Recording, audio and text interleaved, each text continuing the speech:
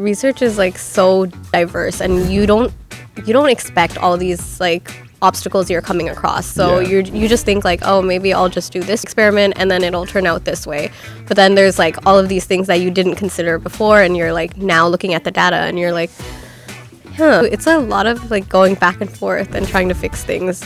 I just realized that I don't know a lot about Islam or Muslim people apart from what I see in the Hollywood screens. Which is our best representation, of course. Yeah, is that the best representation in your opinion? I would say.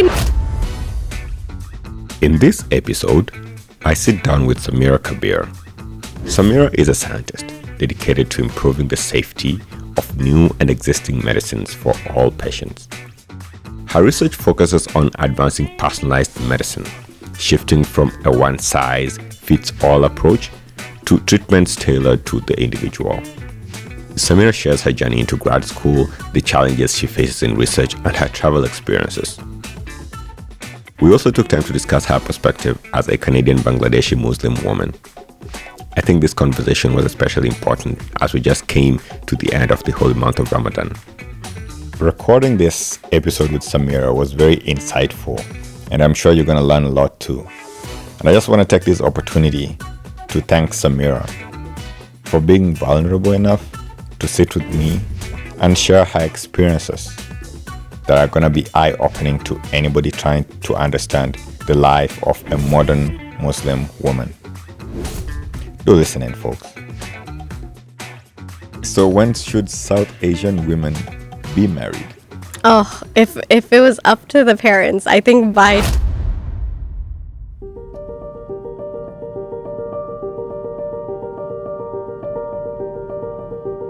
We'll get to talk a little bit more about self-reflection and Yes. how you work through those emotions. Yeah. But let's go back to the science here a little bit. So you are a scientist, and I like it that you identify as one. Yeah. So what do you do in your lab, and what do you hope to achieve in the end? Okay, so I'm a master's student, as you know. Essentially, right now, we're just doing a drug screen, and we're trying to figure out, like, better treatment options. So something that's, like, because we create our own scaffold, our own novel scaffold, and this kind of reflects the more in vivo environment of the bone marrow. And so usually treatments don't work inside the body the same way it does in, like, in a lab or in just like what we're doing. Yeah. And so the goal is to try to make this treatment more effective inside the person. And so what we do is we take these leukemic cells and then we expose them to our scaffold. We see how they're doing better. We see how they're doing in just like standard conditions, which is in plastic. And then we kind of compare, does this drug have the same reaction in the plastic versus like our scaffold? And then kind of also see like throughout different patients and how they would react to it. Yeah. Okay, those are a couple of big words there. Yeah, sorry. So we'll get to describe. I think I had a couple of questions for you downstream where we're going to talk about some of these words that you're probably going to be using throughout the pod. But what is a scaffold? So a scaffold, it's kind of a tissue engineered, I guess, a piece that we use, and it's supposed to mimic the bone marrow. And so there's like some important components that are in the bone marrow that we have in our scaffold, and it would basically be a good support system for these cells so that they are also exposed to what they're actually exposed to in the body. Okay. Yeah. So basically what you're saying is that you have this fake bone marrow. Yes, exactly. Okay, so you have a fake bone marrow, and the fake bone marrow is the scaffold. Yes. Okay, so and then in this fake bone marrow, you will put cells in there. Yeah. And then you will have a couple of drugs that you put on these cells. Yeah, exactly. And then see how the cells are going to react to this medications. Kind of see how, like comparatively, like what if one drug works in the plastic and it doesn't work in the scaffold? Then we know there's something in that scaffold that's helping those cells live. Yeah, okay. So what do you hope to achieve in the end of this work that you're doing?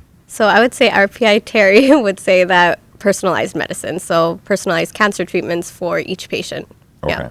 Yeah. And so the aim here is to get specific medication for every specific cancer patient. Well, because every cancer patient may react differently to every drug. So it would be very interesting to look how like genetics have a play in this. Yeah. And so what you're saying is that normally the drugs that are made out there are basically one drug treats everyone. Exactly. It's a one size fits all. Okay. Yep.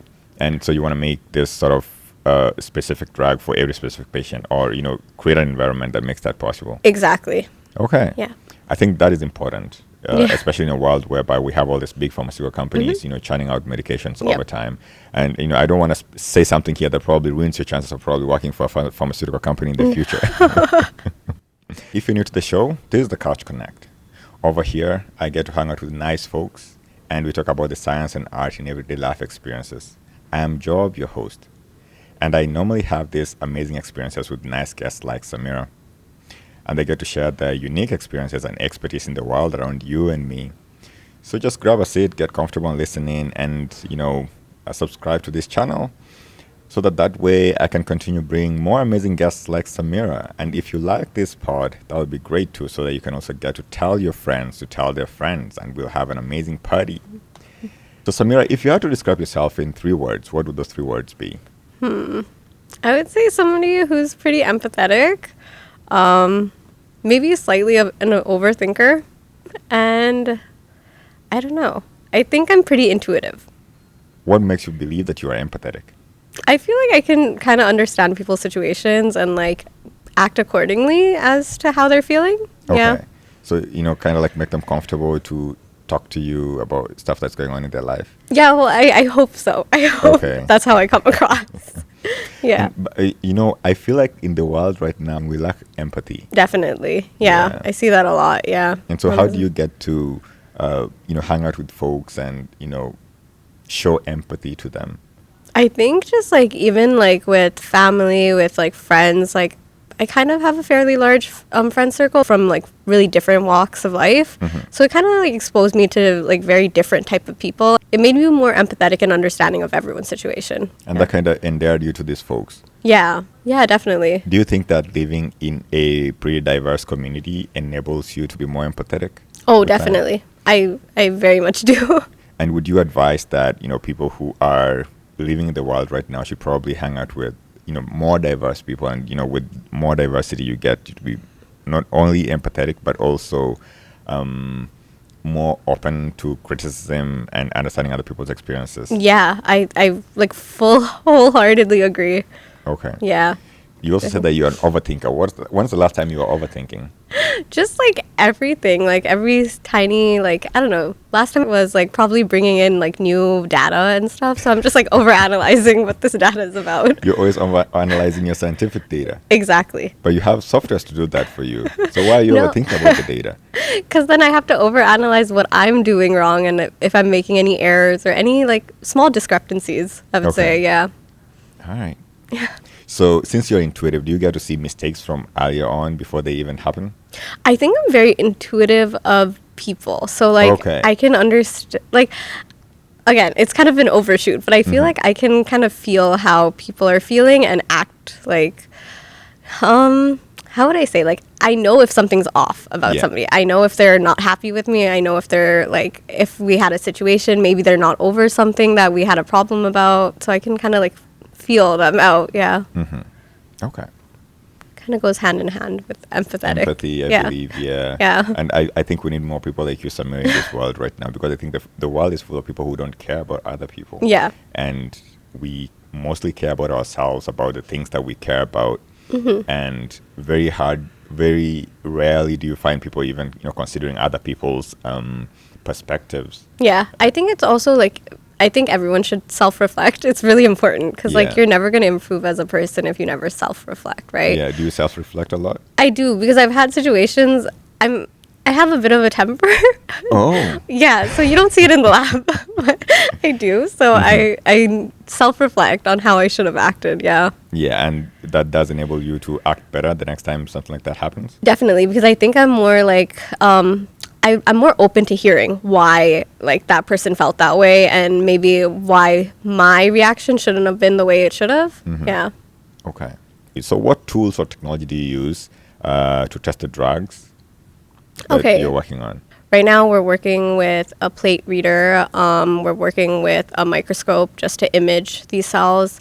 And then we're also occasionally using flow cytometry, which is basically, for my project, it's counting exactly how many cells are coming out of this scaffold. So the methods that you use to test these drugs, Are there some specific benefits from using those methods vis-a-vis using other methods? So, for instance, you say that you guys use a scaffold that mimics the body. So, what would be different from me, say, using a mouse to test these drugs? I would say because our scaffold is more reflective of a human's body, so it's the reaction that you would find in a mouse, it may not be reflective of what you might use the same treatment and it might not work at all in a human. So I would say that's what's kind of novel about our scaffold versus I would say just using plain plastic, it's not reflective at all, right? Okay. So what you're saying here is that the folks out there who are using mice, for instance, they are not headed in a good direction? It's kind of like you can make more progress in one direction, but research isn't linear, right? So, yeah. So the reason why I'm asking this is because is there something that sets apart, research labs? So, for instance, you'll have a lab that's very advanced working on all these novel technologies. Is there better labs to work in than other labs, or is it important to know what you really want to do with what you're doing or your experiments and then find a lab that is friendly to meets your expectations or, works in that direction? I think it's really important to find a lab that kind of matches your goals. And I think every lab has a different direction. It's not like everyone has a similar direction. We're all trying to achieve the same thing. However, there's so many ways you can go about the same thing, right? So I think our lab in specific, it's more reflective of how a person may react to a certain drug. What are the challenges that you face in this sort of experiments that you're running? So right now, just so much optimization. I think the last year, which I didn't expect for my master's, but a lot of trying to perfect methods to get this research going. Yeah. So what you're saying is that it is when I go into a lab and I have these grand dreams of, going today and coming up with a solution by the end of the year. Yes. Would that be a reflective scenario that I would find myself in, and would it be possible for me to meet those specific expectations? I think no, because research is it's so, I don't know how to even phrase this, but it's just so diverse, and you don't expect all these obstacles you're coming across. So you just think oh, maybe I'll just do this experiment and then it'll turn out this way.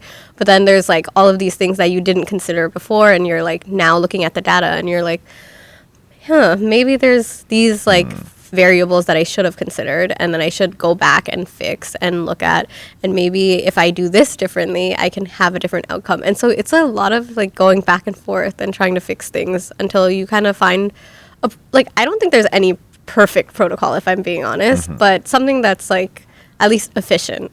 Yeah. So what you're saying is that research is very unpredictable. Very unpredictable.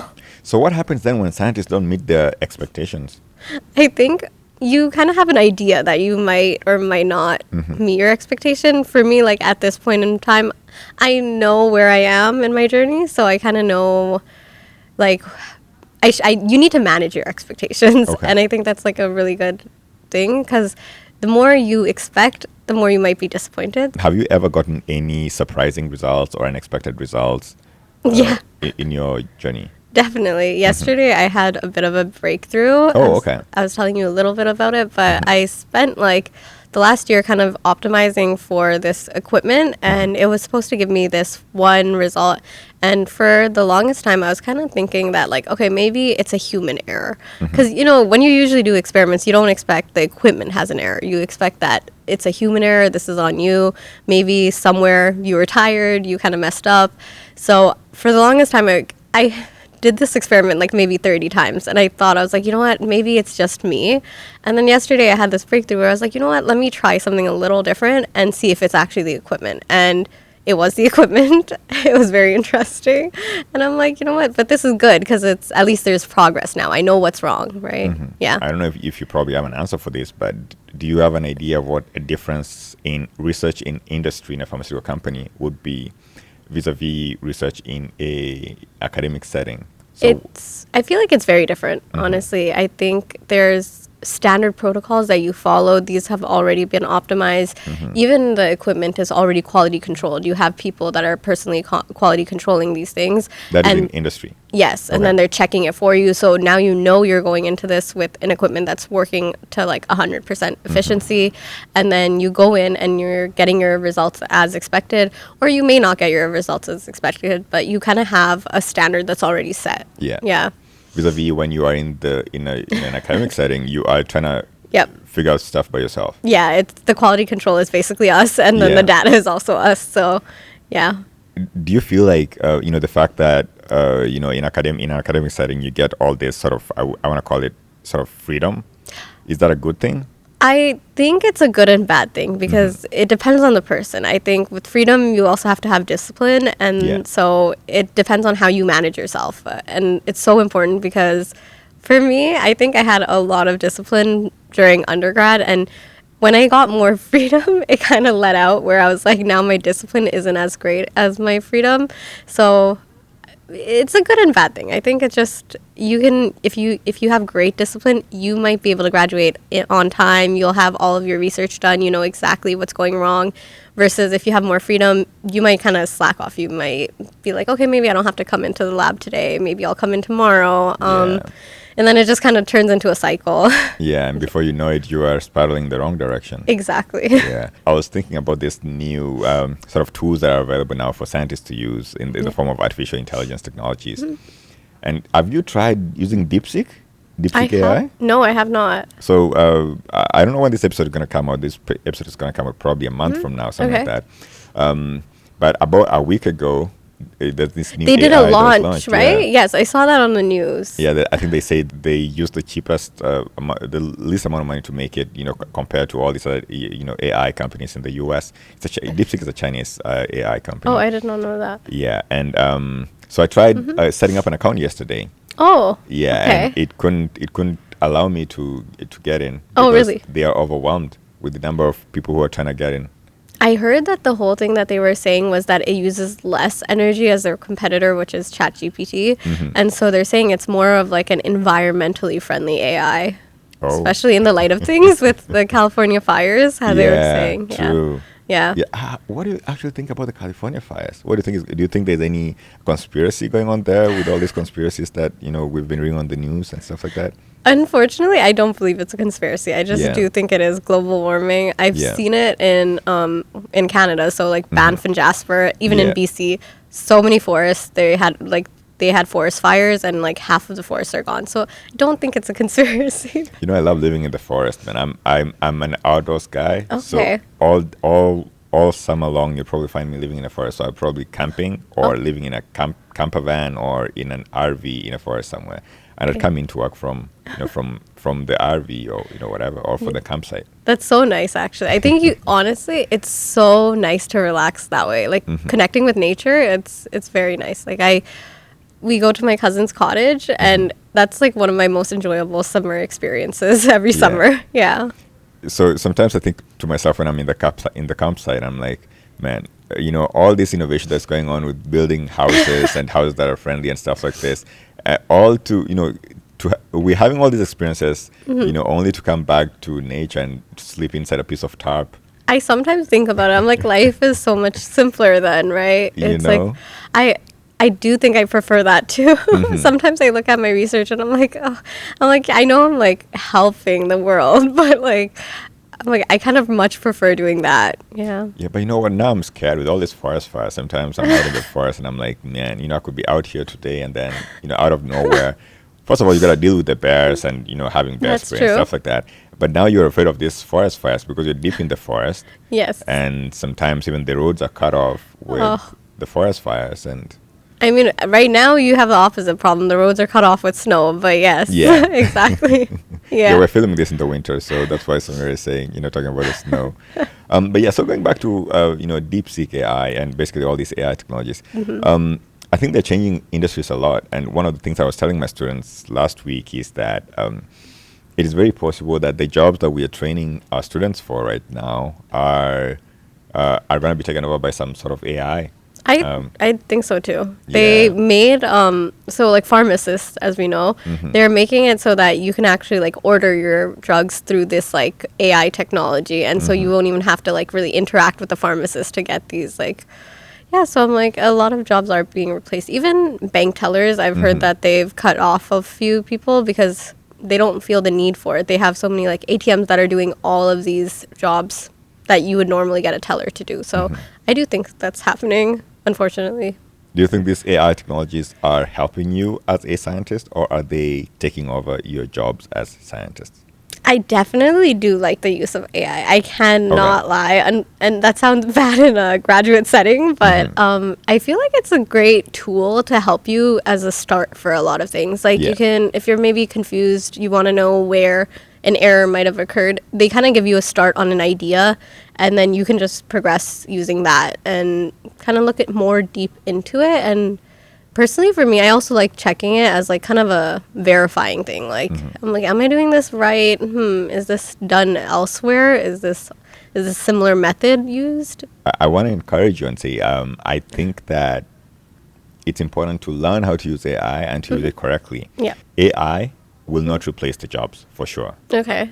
But the people who do not know how to use AI Will be replaced Okay, by I the agree. people who know how to use AI. Yeah, I do agree with that. Yeah. I think as time changes, you kind of have to adapt, even if like it depends on the direction that you're adapting to. But I definitely think using AI is a tool. Yeah, and I think then it's important. You know, when I look back at the 80s and the 90s with, you're probably not born then. But in the 90s, we had this new technology coming up. We call it computers. And not computers, but the internet. So the computers came up a bit earlier, maybe in the 80s. Personal computers came out in the 80s.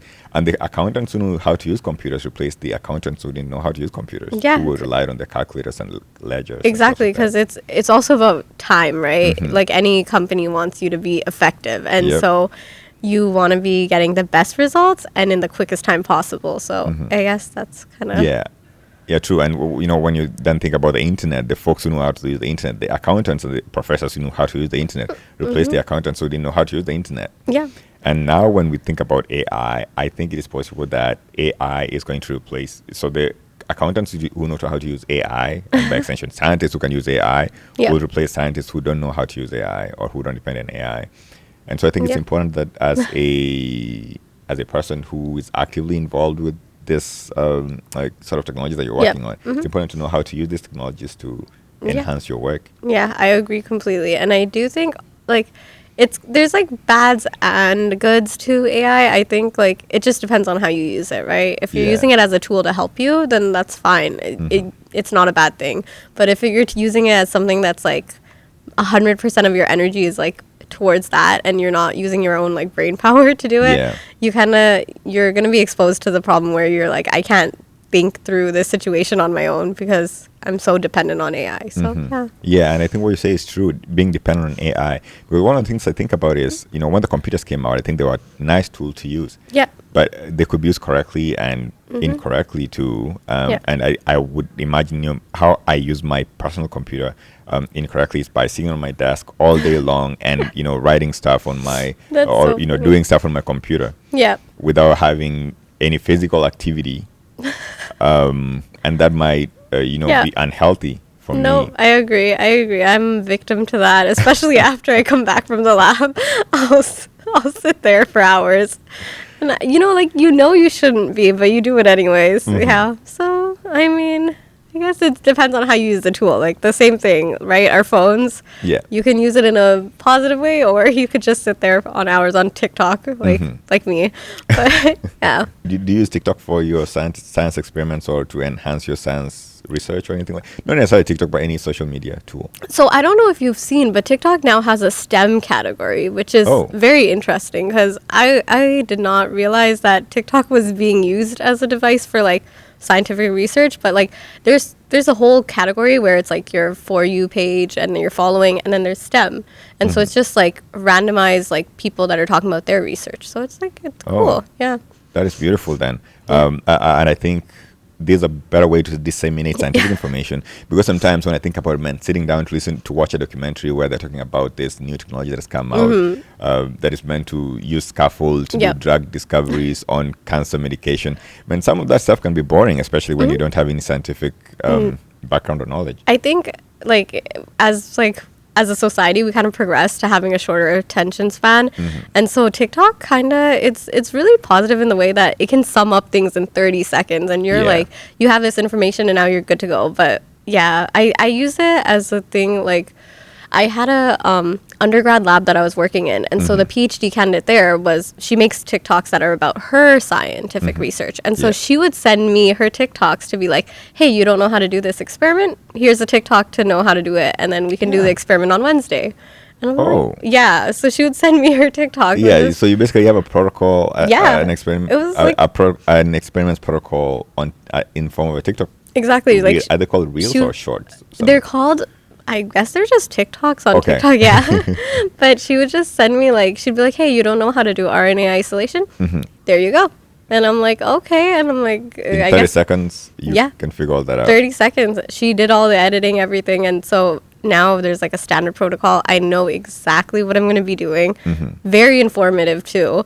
And like, it's like, rather than sitting there and reading a whole, like, 6-page protocol, right? Yeah, or sitting down in a podcast and listening to this exactly 3-hour explanation of how to do this. Exactly. Yeah. No. Yeah.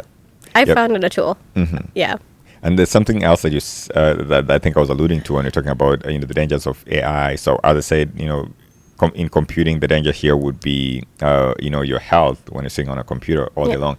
But I think with AI is too much reliance on AI, I think it's going to make us unable to think for ourselves. Yeah, I agree. I completely agree, because unfortunately, as a TA, you do notice things. And so I've noticed the quality of writing in students has gone down significantly. And I do think that's kind of based on AI. Like, I think people use it as a writing aid, but it turns out where you're not able to, like, write the way that you should be at your level, because you can just put in an easy thing where you're like, rephrase that, make this sound nicer. Yeah. And then AI will do it for you. So you have that. Damn. Can you imagine a government being run by AI in this form? You have a president. Oh my God. And all his speeches are written by an AI. That would be terrible. In the ministry, different ministries, all the ministers are using AI to come up with policies. In parliament, all the parliamentarians are using an AI to write up to augment. Maybe augment is not the best word, because augmenting is a good way of using it. But they're using AI to rewrite or rephrase their policies. Oh my God, that would be concerning, to say the least, I think. Yeah. Because then are they even using their own, like, brains? Like, they got to that place of power, but now they're relying on something else. So yeah, I think it's kind of, it's a negative, I would say, for now. Yeah. Yeah, but one thing that I've realized is that even this personal use of AI, so using ChatGPT, for instance, so another tool that I use is Perplexity AI, which I find to be more different than ChatGPT. Okay. Because it gives a more third-person response to almost all the questions that I ask. So really? Probably say, like I would ask it something about a certain tool, for instance, and tell me this tool has been used by this guy to do this. This guy said this tool can do A, B, C, D. And I think that's a good way of looking at it, as opposed to ChatGPT, which kind of like summarizes everything for you. Yeah.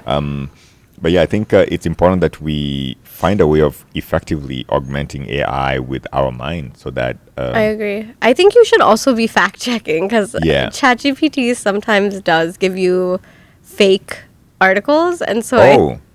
So it'll tell you, like, you can find this information here, and there's no article linked or anything.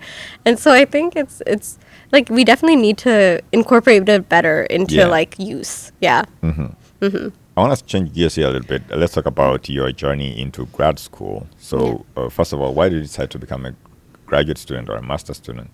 Being completely honest, I wasn't finding a job after my bachelor's.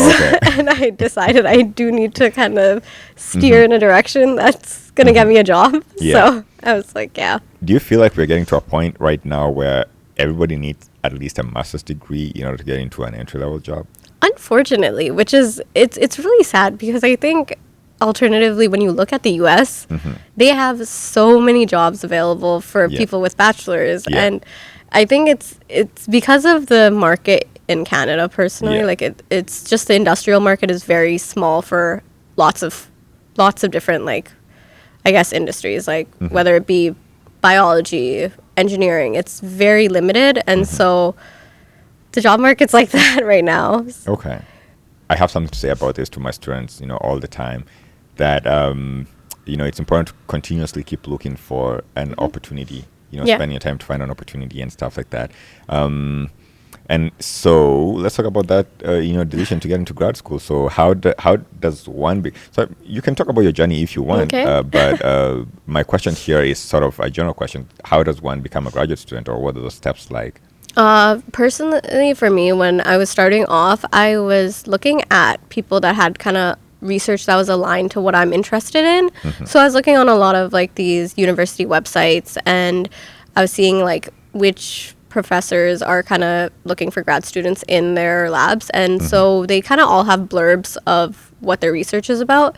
And I was looking at exactly what I like and kind of also what skills I have to offer. Yeah. So I knew that straight away I would not get into grad school when I first graduated from my bachelor's, just because of the fact that I graduated in a time where it was COVID. Yeah. So there was not much wet lab experience. And what I mean by wet lab is just like you're going in and actually doing the work with your hands. Like you're working with cells, you're feeding these cells, you're doing experiments on them. And so I didn't have a lot of wet lab experience. I graduated and I basically had no experience aside from like our labs that we would do because they're required by courses.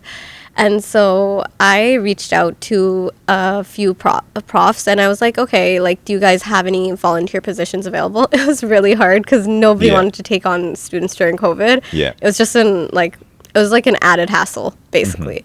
And so I reached out to this plant professor who was like, plants, Kingdom like, planta? Okay. yeah, so she would do like research on tomato plants, on drought plants like wheat, and then she would look at different plants, and I was like, you know what, this isn't exactly what I like, but at the same time it gives me some like edge in to research. So I volunteered at her lab for around a year, I was also working during that year, so I was working as a medical assistant and kind of doing both of this. And once I got that experience, I was kind of like, okay, you know what, I think I would be interested into doing this for my grad career. But again, a lot of people even pick up this experience and go, I want to go to medical school. Maybe research isn't for me. I think it's really important that you try it out before you fully like put your like full face into it. And so I kind of got to try that out. I was like, this is not bad. I enjoy it enough that I would go into it, which is, I mean, it sounds bad because people should enjoy something with like fully with passion and everything. But at that time I was like, you know what? I don't hate it. I'll go into it. And that's when I started reaching out to other professors for grad school. So to apply to grad school? Yes, exactly. To apply. Okay. So the first thing you did is to make yourself a good candidate. Like a good candidate. Yeah. Okay, and so the reason why that I think that's important is because, so we said earlier on that it's kind of like becoming like a master's degree is essential for you to land a job, especially in one of these economies like Canada, and there's only a handful of positions available. Yes. Yeah. And I think it's based on the fact that university is very theoretical, and so you're not getting a lot of hands-on experience. And I think when you go into a job, it's basically only hands-on experience, right? So you have to have that skill set. And so university is just learning these things, but not knowing how to actually use it. And so it's important to like try to get that like hands-on experience and then actually apply into jobs, because a lot of the times like you'll actually see that a lot of these big industry companies, they actually prefer college candidates versus university candidates, and it's because college candidates have these skills that university candidates haven't received yet. Yeah, and I think that's important. So I know that in biology you guys probably do a lot of theory work. Yeah. But in engineering we get a little bit of experience in co-ops, and so we probably go for a year of co-op before we come back to school to finish our final year. I wish that was the case. And that helps. And so in your case then, is there any advice you'd give to a basic science student, so a biology, chemistry, physics student, a math student in undergrad right now that would make them a perfect candidate for a job post post-undergrad education. So what can they do during their years in school so that they are better prepared for a job? I would firstly say, like you said, look for co-op experience. Look for co-op in third and fourth year. Like, it's really important. It gives you an in into this company, and as well as you're just gaining these skills. And then secondly, look for research experience too. And even if you're not getting paid, which is sad sometimes, like, go ahead and volunteer for it and just try to get that skill. Having a skill and not getting paid for it is much better than not having that skill at all.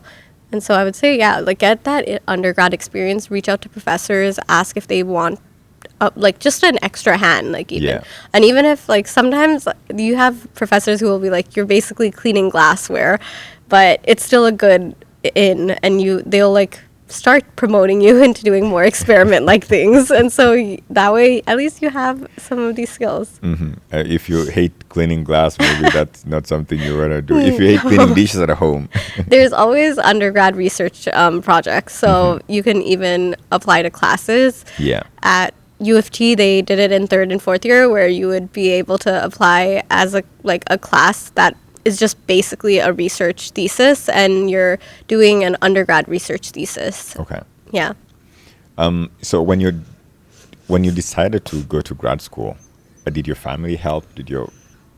What is the input like?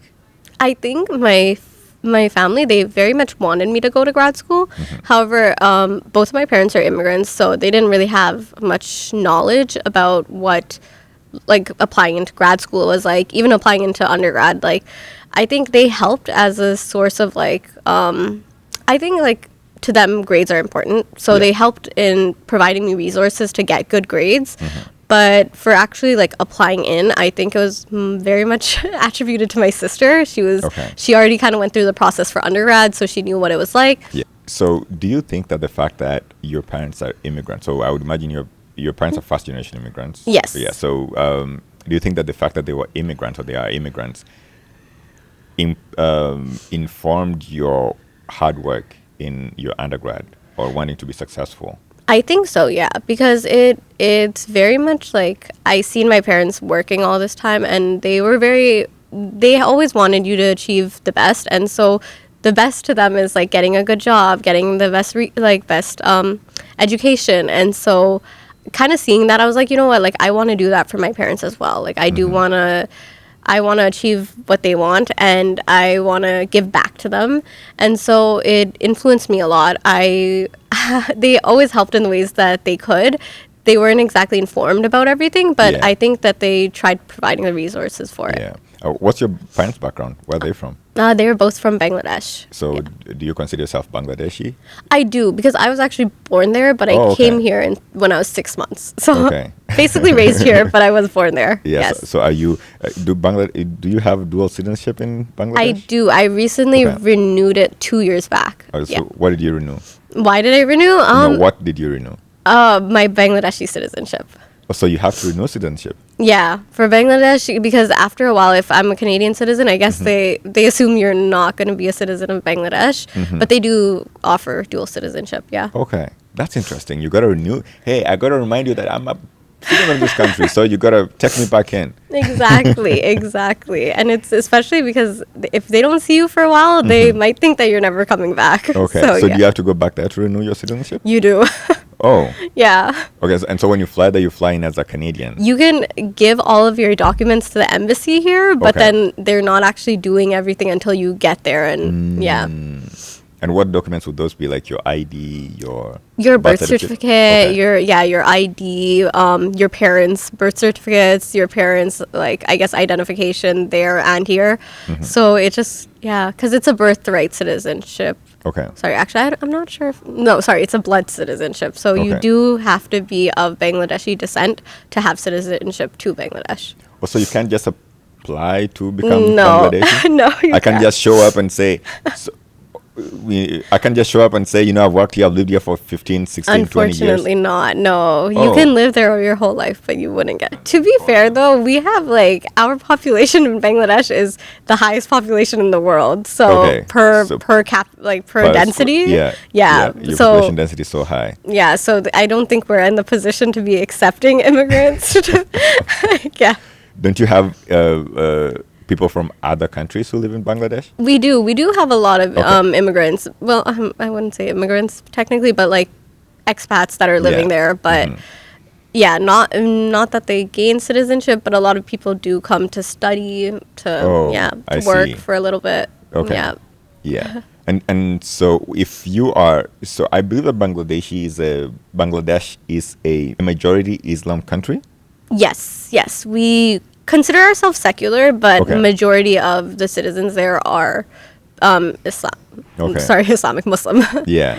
Yeah. So I like what you said. Yeah, you do consider yourselves secular. Yes. Oh wait, you don't consider yourself secular. You We are do. a secular. We are secular, yes. You are secular, and then the country is majority Is Islam, yeah. is So Islam, yeah. Muslim. Okay. Yeah. So did you grow up in Canada as a Muslim?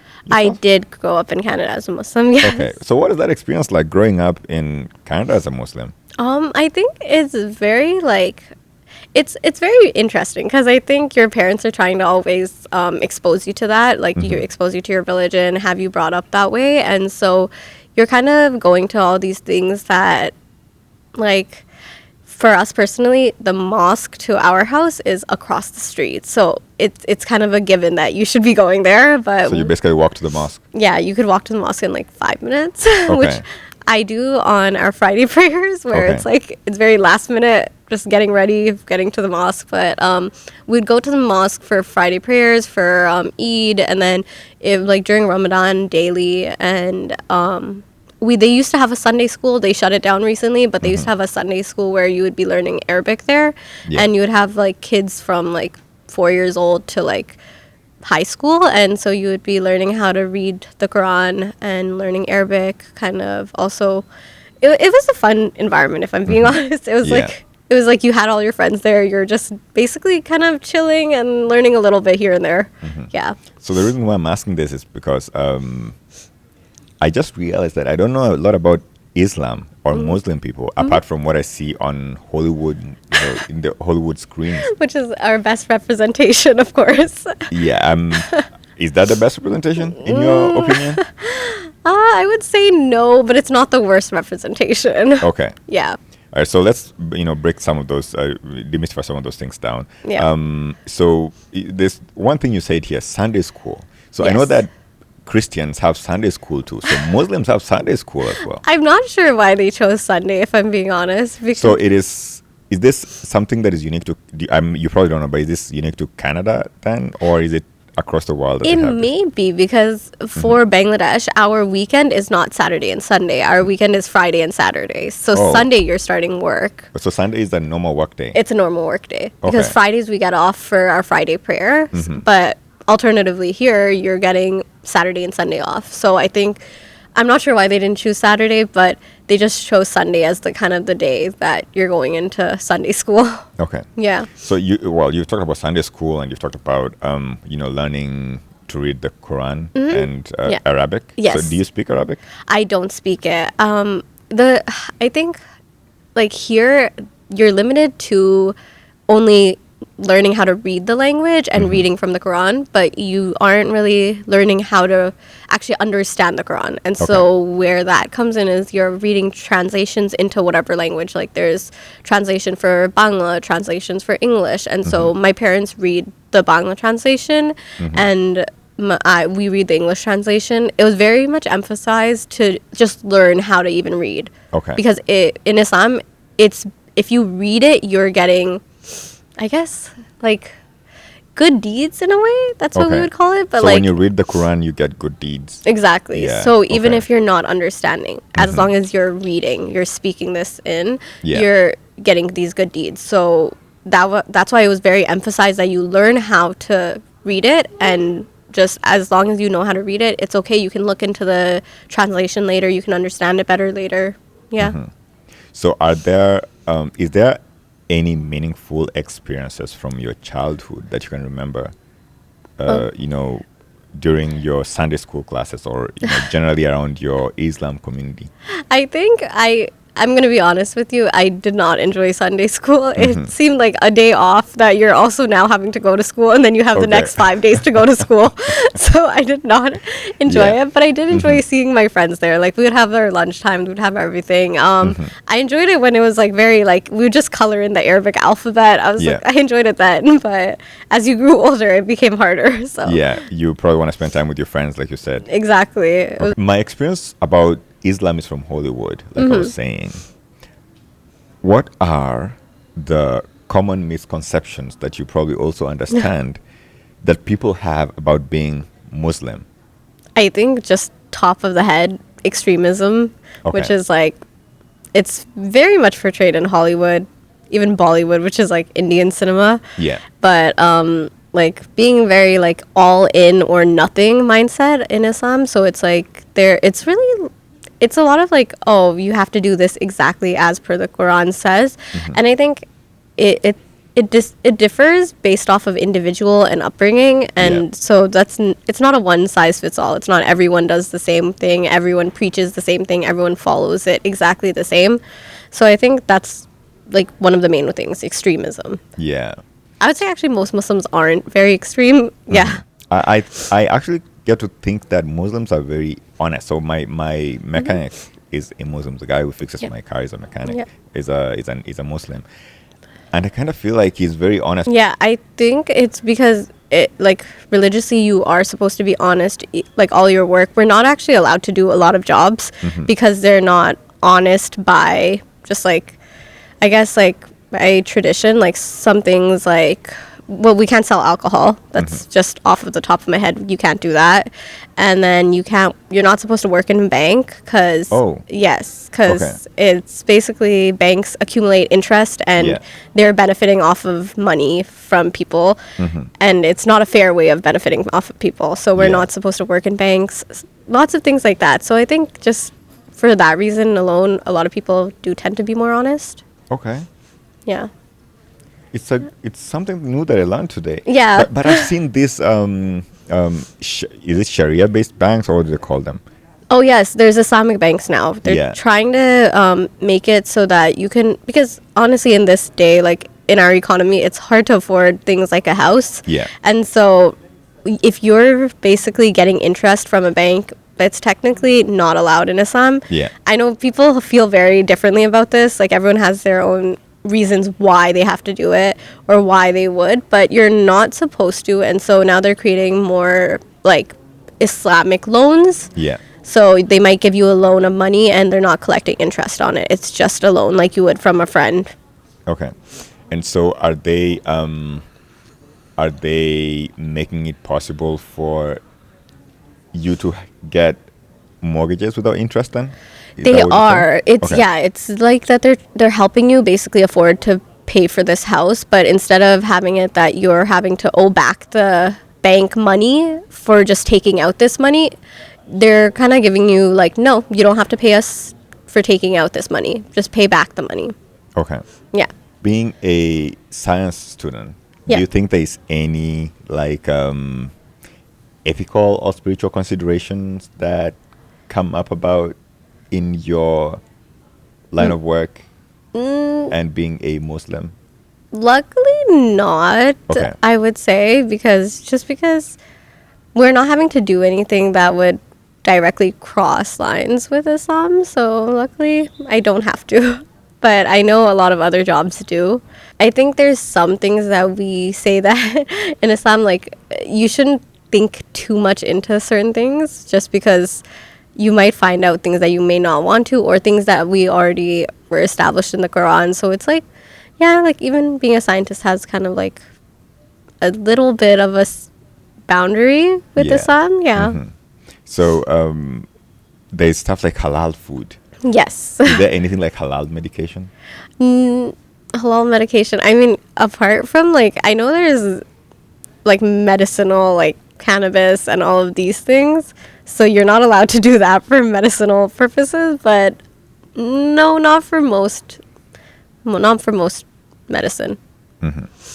Is there any role that your community plays in your life, a very central role, your community or your, it could be your Muslim community, it could be your spiritual community, or even your scientific community, or even a mash of all this, kind of like communities?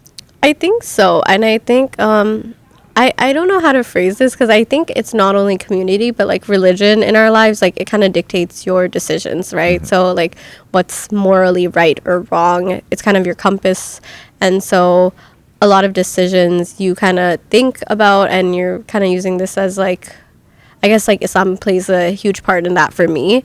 I think it's really important like for your community kind of to guide you through religion, because sometimes communities can be, I don't want to say it because it's not limited to Islam, but they can be very hateful and kind of judgmental. And so if your community guides you a certain way, you may feel distant from your religion, but if they guide you a different way, you might feel closer. So your community it does guide me in some ways. Yeah.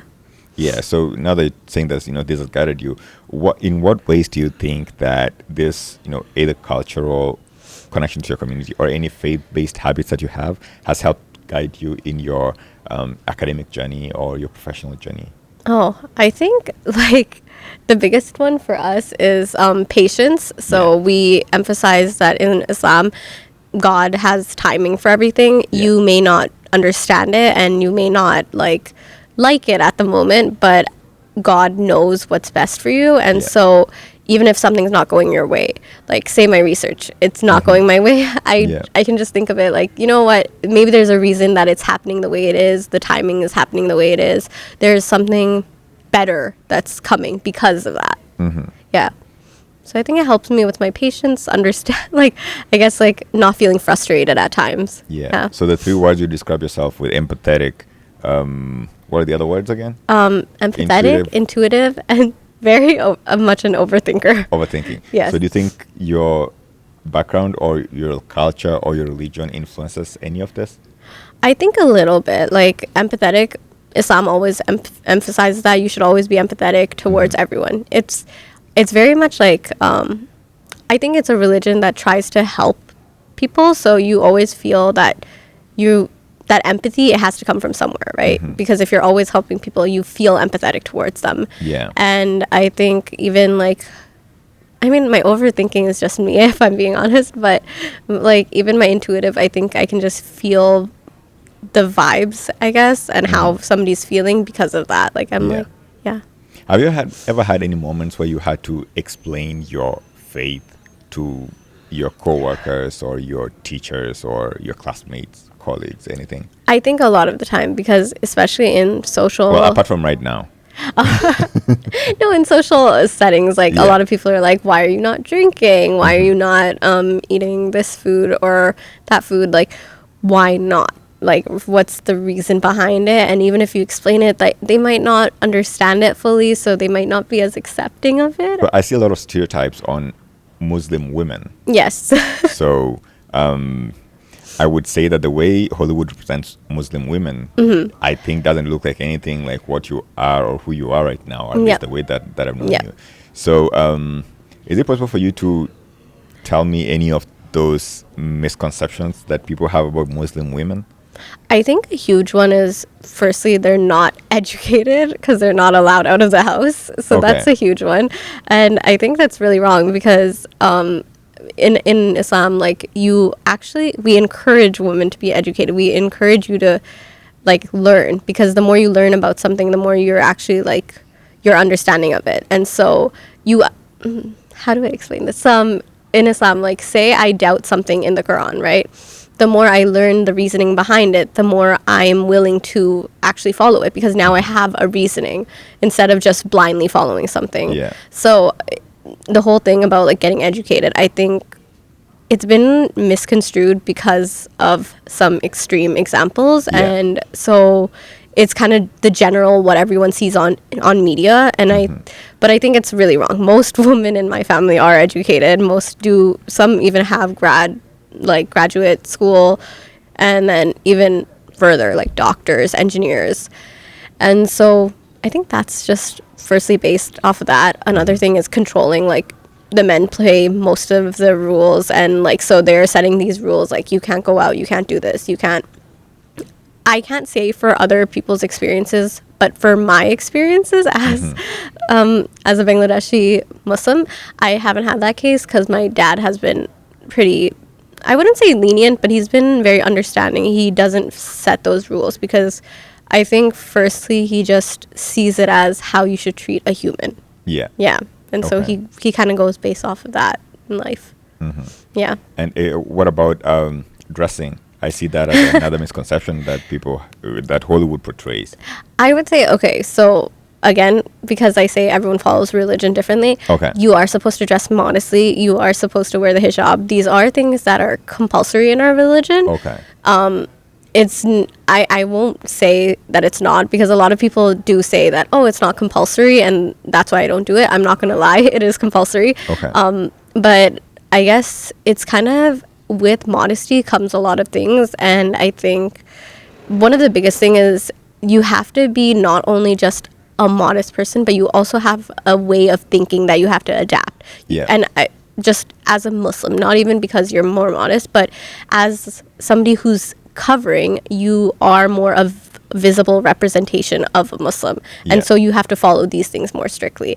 And so, like, just off of the top of my head that I can think of, it's like, imagine if you are a Muslim woman with a hijab and then you go somewhere that doesn't serve halal food and you're eating it, right? So now you serve as a bad example to others that are viewing the religion. And I'm not saying that every person that decides to follow it and decides to be dressing modestly should be a representation of Islam, but that is how society views it. And so sometimes you have that where people are just, they'll view you as like this image of Islam. And so to be that image of Islam, you do need to follow a lot of things and you have to adapt that lifestyle fully and thoroughly. And so I think most people, they kind of decide in their journey, like their religious journey, when they're ready to be modest or when they decide that they want to be more covering. And so I, like, personally for me, my father hasn't emphasized it as something that's like, you know, you have to wear a hijab, you have to dress a certain way. I mean, he always told us to dress modest, so I think that's how I dress.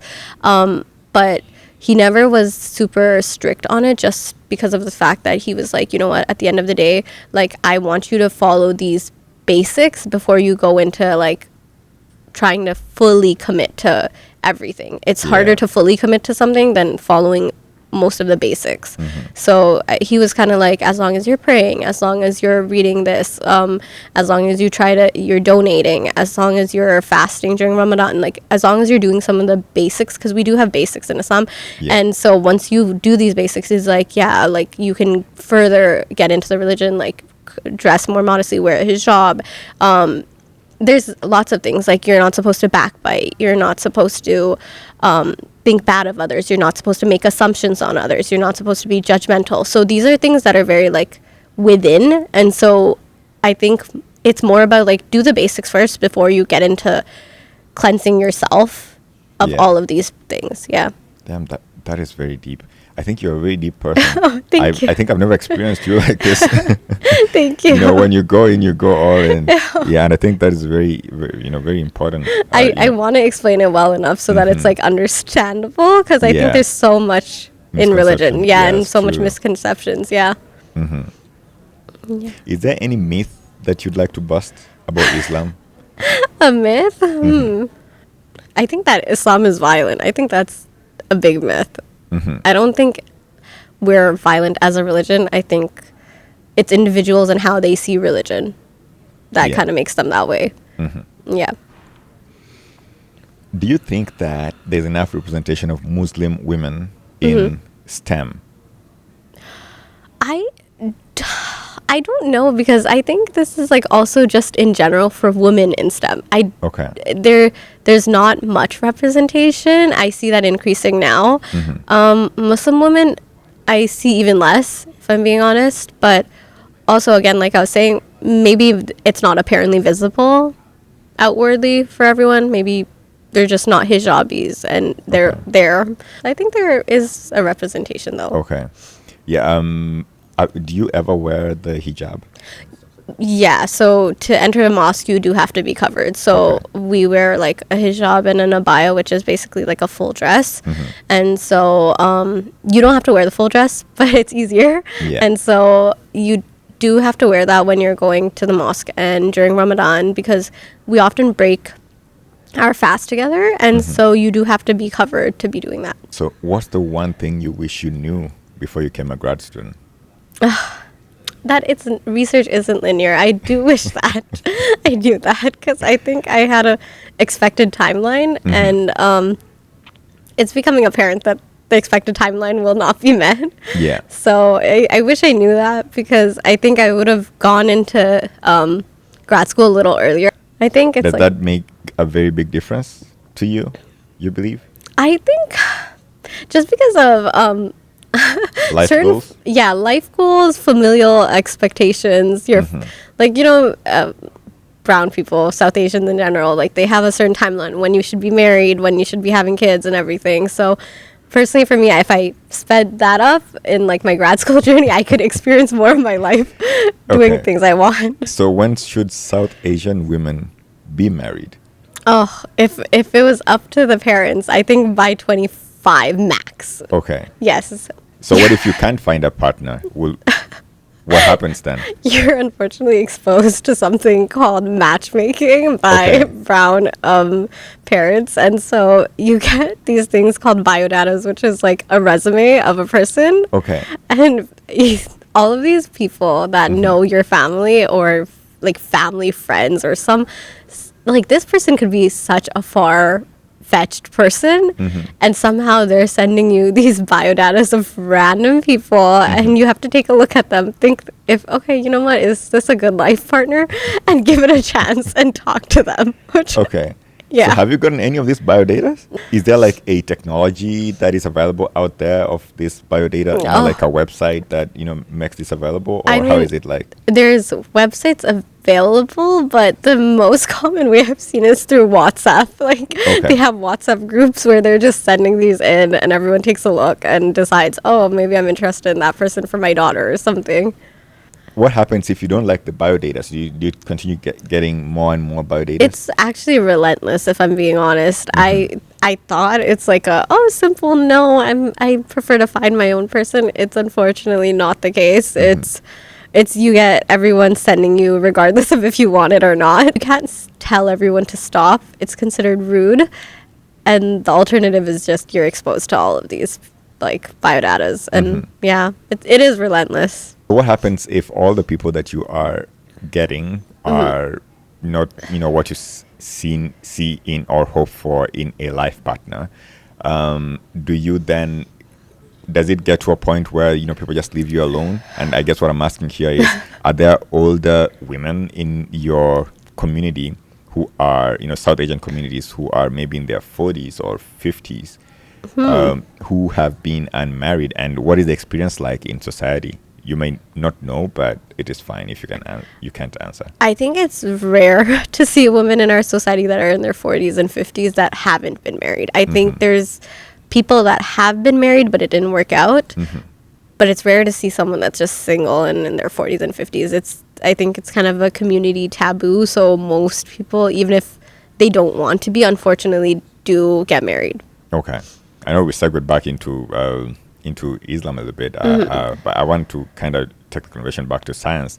But so I asked you. I know I asked you a question before about apps and stuff like that. That make this possible. So did you actually tell me that there's apps available? There are apps available for Muslim men and women. So there's kind of like the Tinders or Bumbles or exactly. So they basically made one that was called Minder instead of Tinder. So Muslim Tinder. But so they made an alternative for that. There's other ones like Muzmatch. I'm trying to think. And so what you see in here is, this person's education level, this, the experience and, stuff like that. They even include like your religious level, which is kind of interesting. But it's like, some of the big three is, do you drink? Do you pray? And do you eat halal meat? So these are questions that are already identified in your profile, and you can choose yes or no on. Okay. So it's... Do people lie ever in this? I'm do you not think? sure. I think maybe about drinking, because a lot of people that went to university here do, but I'd hope that they don't lie. Okay. So it makes it easier to find someone. So what do you know now that you wish you knew when you were selecting what you wanted to do for your undergrad? Oh, I think I wish I knew a bit more about like skilled jobs versus just degrees that you're getting like theoretically. And so a huge thing is like you know, if you study accounting, you can be an accountant. Yep. Versus if you study biology, you can't be a biologist. That's not how it works. How does it work? You have to do grad school. Yeah, you would have to do grad school at the very least, a master's, very most a PhD. And if you don't, then you're not considered a biologist. But you can't find any jobs that are like research based or biology based. It's not exactly a field without developing these skills. Okay. Yeah. In 60 seconds, explain to me what an assay is. Okay, so it's like a procedure that you're like an experiment that you're going to be carrying out. So it can be a protocol that you're like, okay, to find out this, you already have like your hypothetical, and then you're going into that to investigate it. Okay. So yeah. So it's basically an experiment. Yeah, or a way to do an experiment. Yeah, basically. Okay. So in 60 seconds, explain to me what cell passaging is. Cell passaging is what we call feeding our cells. Okay. So we're taking care of our cells. We basically take away some of the cells because too many cells can be detrimental to themselves. They don't have enough food for them. And so you're adding in more food for them to basically be fed and happy. Yeah. Okay. So maybe I'm going to go over the 60-second mark here. So what do you do? What do you actually do in cell passaging then? Do you actually give them food like bread and butter? No, not exactly. We give them something called media, and it basically has certain components that are good for cells, like cytokines. I guess, like, we also have antibiotics in there so that they're not creating any bacteria, because that would be bad. Okay, so you grew up as a Bangladeshi in Canada. Do you feel connected to both cultures? I do, because we have our own community in Scarborough, and so my parents would frequent it a lot during my childhood. Yeah. Most of our family used to stay around that area, so we would be visiting a lot. So I do feel connected to it, because even a lot of the events, it's kind of like how you have certain towns, and so the Bangladeshi town in Scarborough, they celebrate these things that we would in Bangladesh. So like their New Year, their festivals, like they have like a spring festival. So things like that are very celebrated there. We'll go join in, we'll get food, so I feel pretty immersed in it. Do you feel like Bangladeshi culture promotes peace, personal peace? I think so. I say that Bangladeshi culture, it's very much a culture of the arts. So what we're known for a lot is the arts, like writing and dance and music and art. In a very busy world, like our world is right now, how do you find peace and balance in your life? And is this influenced by Bangladeshi culture? Oh, by Bangladeshi culture, I think community is a huge thing in Bangladeshi culture. Okay. So just being surrounded by family, sometimes it can be overwhelming too. But majority of the time, it's just having these events with your family, like your cousins and everything, meeting up with them. My house is like the hot house for all of our family gatherings. So we're always the ones hosting. So it's just like... So that's why everybody hangs out. Yes. Okay. Yes, all the time. I think in the last month, like 3 times. So it's like very like, I guess it's being surrounded by your family. Yeah. Yeah. Do you think that modern life makes it harder to slow down and be mindful in life? I think so, yeah, because I think you just feel like you're constantly on a run and you have to get somewhere and you kind of want to do this, and you don't have the time to actually like absorb it. So I think that's why a lot of the times I very much enjoy that time when I'm like, I get to go out in nature, reconnect, and just have my own time to myself. When you're overwhelmed? Yes. What's something simple that helps you reset and refocus? Okay, I think for me, honestly, it's so bad, but I do like watching TV shows or my comfort movies, which it kind of just like lets me slow down and just enjoy kind of like that peace and quiet there. And another thing is I like walks. Like I don't think like exercising doesn't feel calming to me, but like doing walks and I really like figure skating. So figure skating. Oh, yeah. cool, look at that. Yeah. I think you should probably take me for lessons. Something I should probably let you know. I haven't let the guys in the pod know, but I'm trying to become a professional skier. Oh. At my age, I know it is sad. No, I think it's hard to. you. There's no age to picking up a hobby. Honestly, I'm picking it up to get better at so much later than I should have. I've skated since I was like 5, but now I'm trying to learn and perfect like skills and techniques in it. Yeah, but go on. So you were talking about how you use these tools or things to help you. I think it just helps me, like it relaxes me and like it makes me want to start, like I guess if I'm overwhelmed by something like my data, I will just go, and if I skate I feel like more of a clear head, and now I can go back and look at this with a better eyes. If we were to talk about success, do you feel like Bangladeshi culture measures success differently than Canadian culture? I think so, but I think it's just a South Asian kind of thing where it's success is defined by what kind of job you have, how much money you make, where, like, is this a skills job? Is this a job where you get to relax? Like, it's very much like you have to measure up, and it's always about comparison. So I think, they do have a different mindset. I'm not sure if it's Canadian culture, but it's definitely different than other cultures. Yeah, and so how do you navigate that sort of comparison, to be peaceful and be content with, what's going on?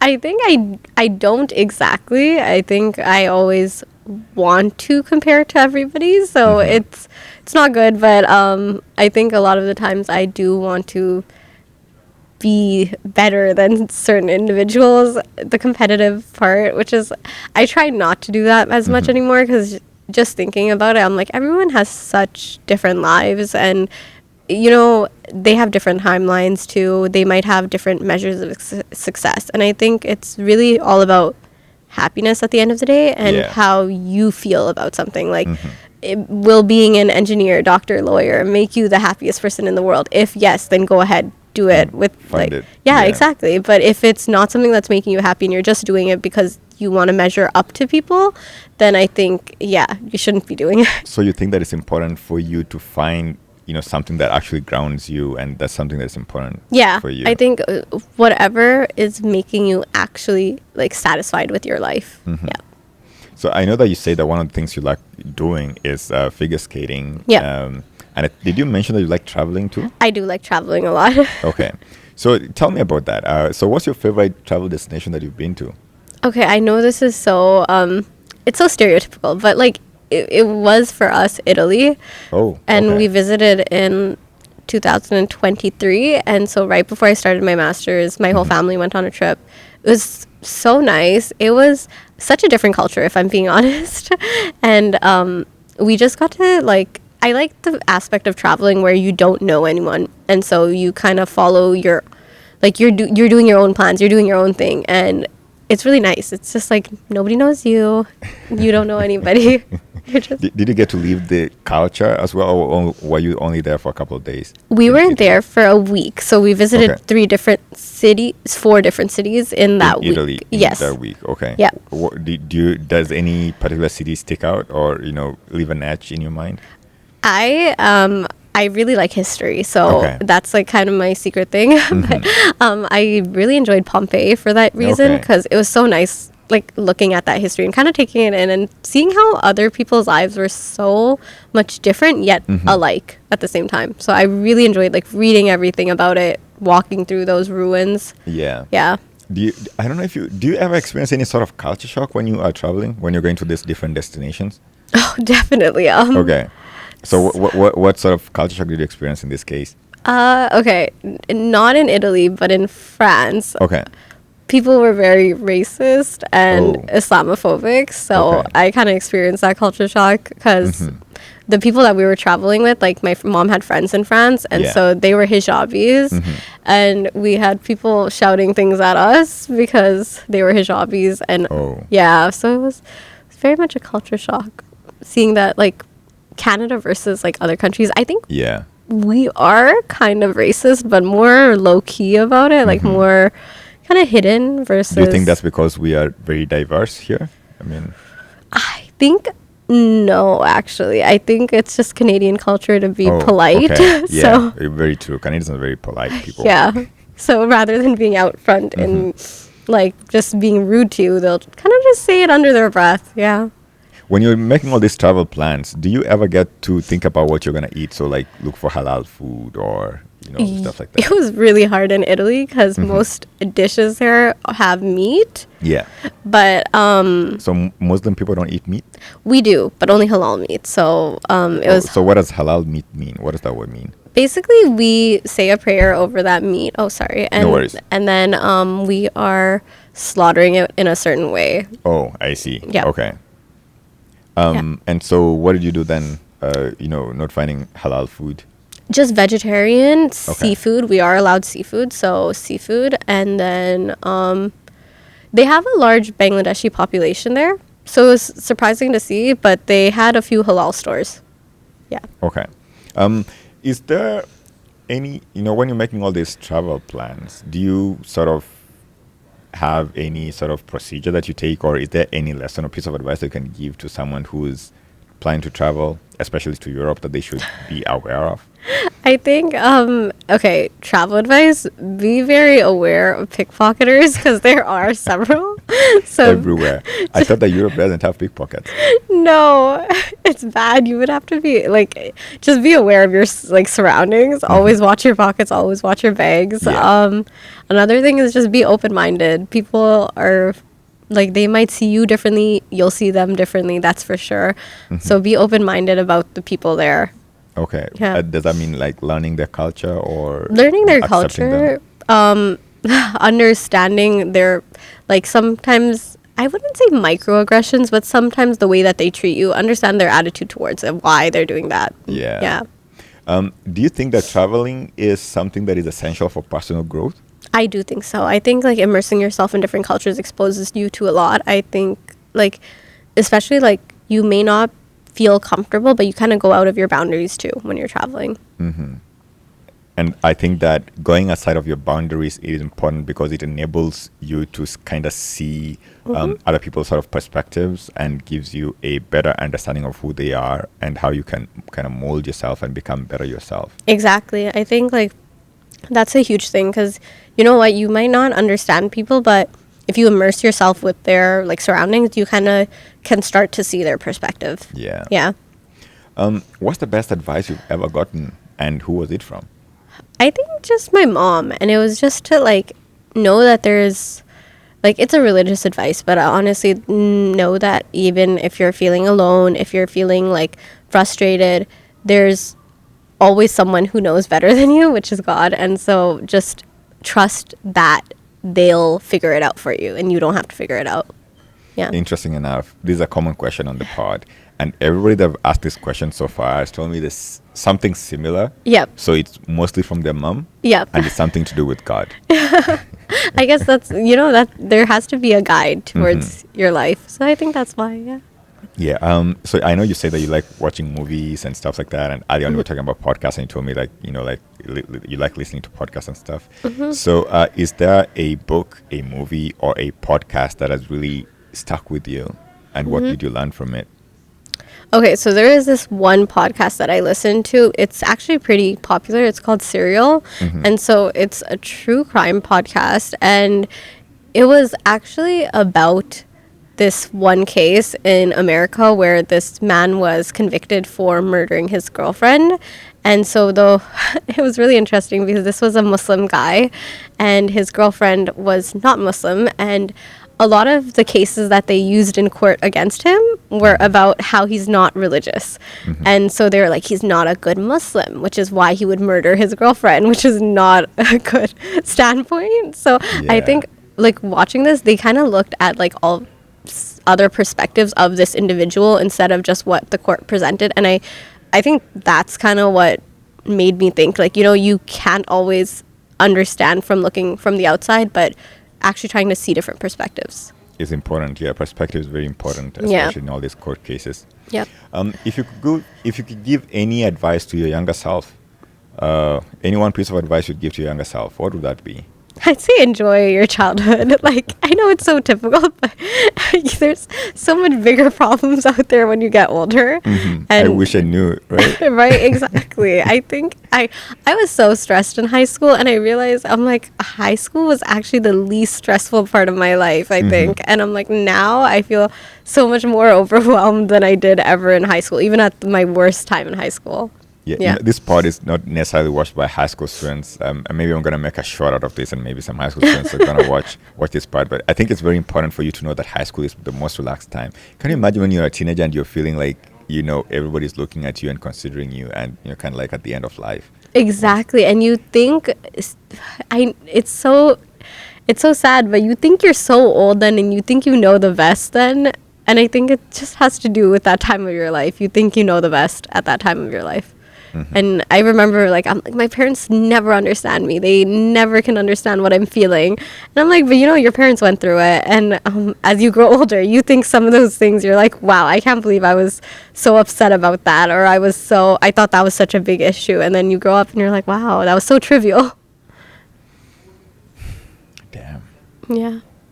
Samira, Yes. it's been nice hanging out with you. I have 2 more questions for you. Okay. So this question is not from me, but it's from somebody else to you. Okay. So the previous guest in the pod asked this question. And Okay. you're also going to get an opportunity to ask the Oh. next guest a question. Okay.